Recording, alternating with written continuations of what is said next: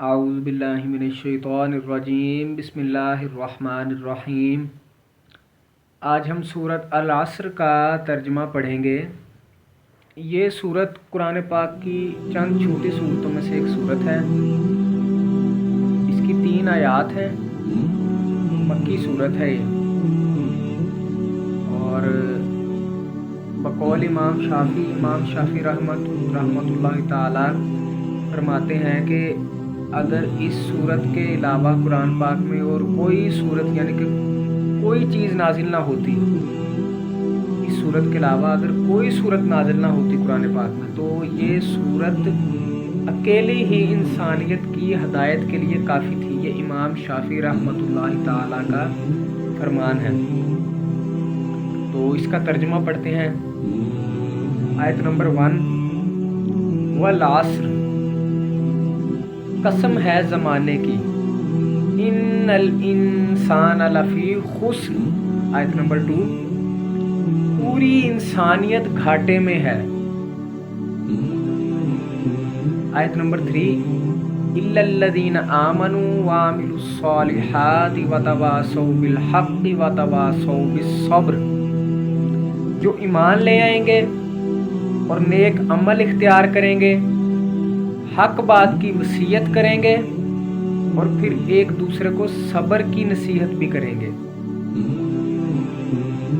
یعنی جنہوں نے حق بات کی وصیت کی اور پھر اس کے بعد صبر کی وصیت کی، تو ان میں سے یعنی پوری قسم ہے زمانے کی، یعنی زمانہ گواہ رہا ہے اس بات پہ۔ اس کا یہ بھی مطلب ہے پہلی آیت کا، قسم ہے زمانے کی یا زمانہ گواہ ہے۔ تو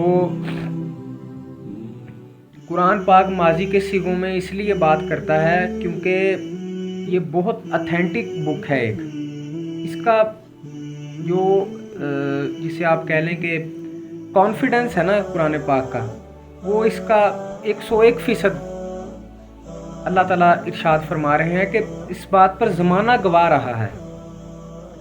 اس لیے یہ ماضی کے صیغوں میں، کیونکہ یہ کانفیڈنس اللہ تعالیٰ کا، اس قرآن کی سب سے مین چیز ہے ہی کانفیڈنس۔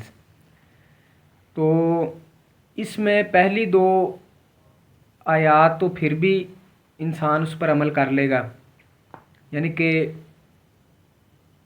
پہلی 2 شرائط پر تو پھر بھی عمل کر لے گا۔ الا الذین آمنوا، ایمان لے آئے گا، وعملوا الصالحات، نیک عمل بھی کر لے گا۔ مگر جو وعملوا الصالحات وتواصوا بالحق، حق کی تلقین کرنا، پھر اس پر صبر کرنا، وتواصوا بالصبر، یہ کام مشکل ہے۔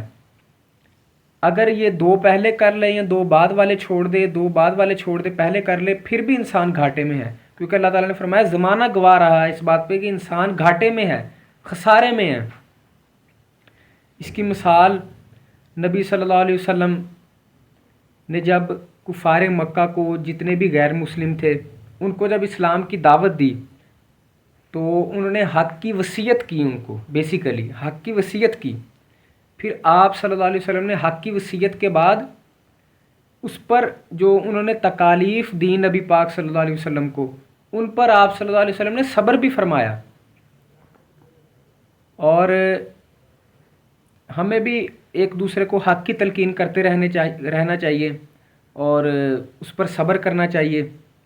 اس کی مثال اس طرح بھی ہو سکتی ہے کہ اگر ایک چوراہے کے اوپر کچھ ہنسی مذاق کی غلط محافل منعقد ہوتی ہیں، تو ادھر سے آپ نماز پڑھنے کے لیے گزرتے ہیں روز، تو آپ کو کوئی کچھ نہیں کہے گا، یہ تو آپ نیک عمل کر رہے ہیں۔ دیکھیں، الا الذین آمنوا، جو ایمان لے آئے، وعملوا الصالحات، اور نیک عمل کیے۔ نیک عمل تو آپ کر رہے ہیں، نماز پڑھنے جا رہے ہیں، مگر آپ جب ان کو کہیں گے کہ یار میں نے یہ کل سے تماشا نہیں ادھر ہونے دینا، تو بیسیکلی آپ کہہ رہے ہوں گے کہ اب حق کی وصیت کر رہے ہوں گے ان کو کہ میں نے یہ تماشا نہیں ہونے دینا، نماز کا وقت ہے، تم سارے مسجد میں آیا کرو۔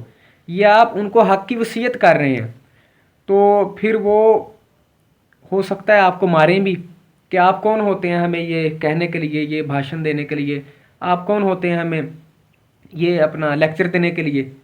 تو پھر اس حق کی وصیت جو آپ ان کو کریں گے، اس کے اوپر جو آپ کو تکلیف آزمائش آئے گی، تو اس پر آپ نے صبر بھی کرنا ہے۔ تو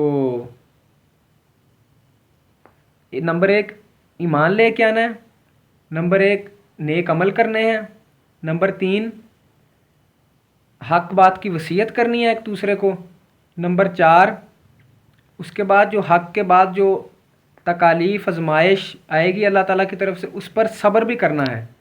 اللہ تعالیٰ عمل کی توفیق عطا فرمائے، اور قرآن پاک کا ترجمہ اللہ تعالیٰ ہمیں پڑھنے کی توفیق عطا فرمائے، آمین۔